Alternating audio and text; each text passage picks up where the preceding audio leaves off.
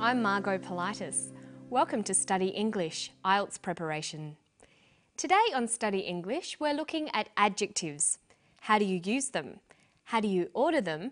And how do you use them to compare and describe things? First, let's listen to some descriptions about the world under the sea in the Gulf of Carpentaria off the north coast of Australia. It's quite an amazing place. We know more about the surface of the Moon or the surface of Mars than we do about the seafloor. The seafloor remains the last unexplored frontier. This is because it's covered by this impenetrable ocean layer that we can't see through. The only way we can see the seafloor is using sonar.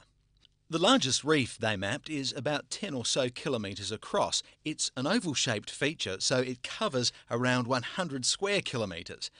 Because of the fact that they are submerged in 30 metres or so of water, the reefs are very hard to see. No one had realised that the Gulf contained reefs just like the Great Barrier Reef. Being able to describe things properly is an important communication skill. You need adjectives for descriptions. They usually come before the nouns they are describing. The red car. But when you want to accurately describe something, you often need to use more than one adjective in a row. What if the car is big, red, and made of plastic? We call it the big red plastic car. Notice that the adjectives are usually separated by commas.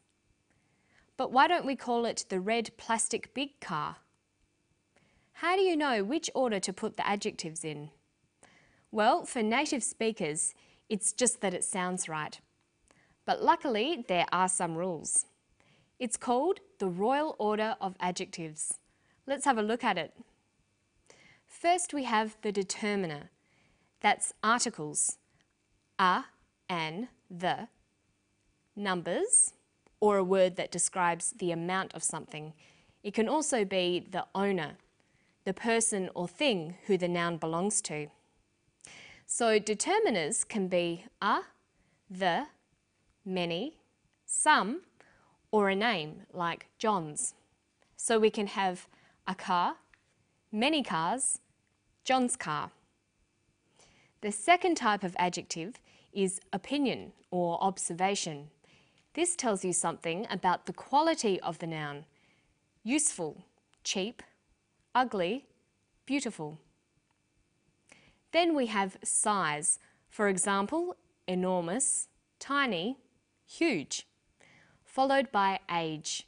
It could be old, modern, 7-year-old. Then shape. Perhaps oval, circular or flat. A colour, like white, black or blue.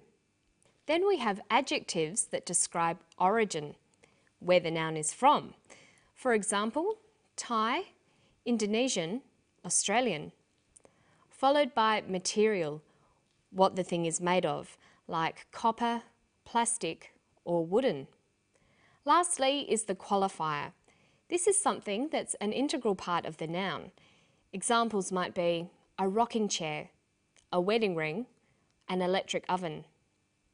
There are, of course, a few exceptions to these rules, but it's important that you learn them and practice them whenever you can.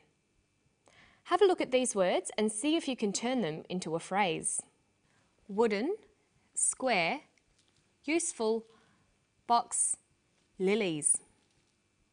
Well, box is the noun, but what comes first? The determiner. Whose box is it? It's Lily's box. So lilies comes first. Then that's followed by the observation. The box is useful. Then the shape. It's square. Then finally the material. It's a wooden box. So we have Lily's useful square wooden box. Good. Now let's listen to some strings of adjectives from the clip. The seafloor remains the last unexplored frontier. This is because it's covered by this impenetrable ocean layer that we can't see through. The largest reef they mapped is about 10 or so kilometres across. She calls the seafloor the last unexplored frontier. Let's look at that phrase. Frontier is the noun. The other words are describing the noun. First we have the determiners, the and last. Last expresses a number, so it goes second. Then unexplored. That's an observation. It's a quality of the frontier. Okay, now what about this impenetrable ocean layer? Well, layer is the noun. All the other words are adjectives. This is the determiner. Impenetrable is an observation. It describes a quality of the ocean layer. Ocean here is the qualifier. Almost part of the noun, it's not just a layer, it's an ocean layer.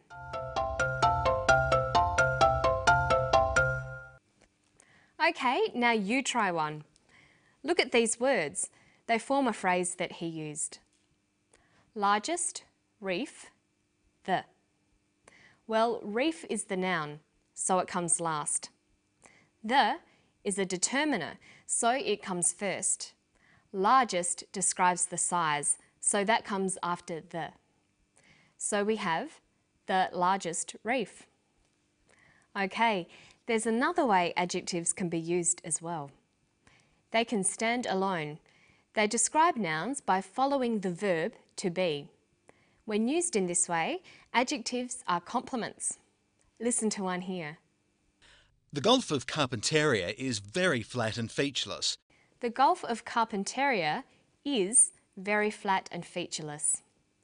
In a phrase, this would be the very flat, featureless Gulf of Carpentaria.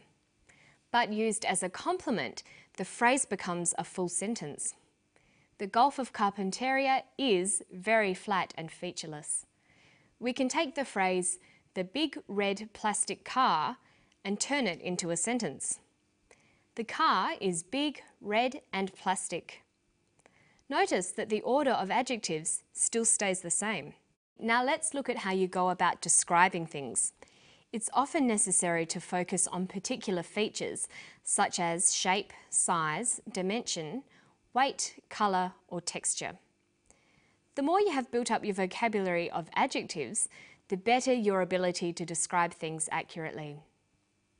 So you might write up adjective lists according to groups. To describe shapes, we can say circular, triangular, rectangular, spherical, but we just say square. It's also possible to describe something by saying it's like something common. So we can say something is egg-shaped or kidney-shaped. Listen. The largest reef they mapped is about 10 or so kilometres across. It's an oval-shaped feature, so it covers around 100 square kilometres. When you're writing, you should always aim to make your descriptions as accurate as you can. But sometimes you can't be exact and you need to describe something approximately. The largest reef they mapped is about 10 or so kilometres across. It's an oval-shaped feature, so it covers around 100 square kilometres. Because of the fact that they are submerged in 30 metres or so of water, the reefs are very hard to see. Dr. Harris uses the words about, around, or so with numbers. About 10 kilometres, around 100 square kilometres, 30 metres or so. Notice that the phrase or so always comes after the number, but the others all come before. You might also hear people say around about. In formal language, we'd probably say approximately. These are all signs that the amount is not exact. And now it's around about time for me to go. I'll see you next time for more Study English. Bye-bye.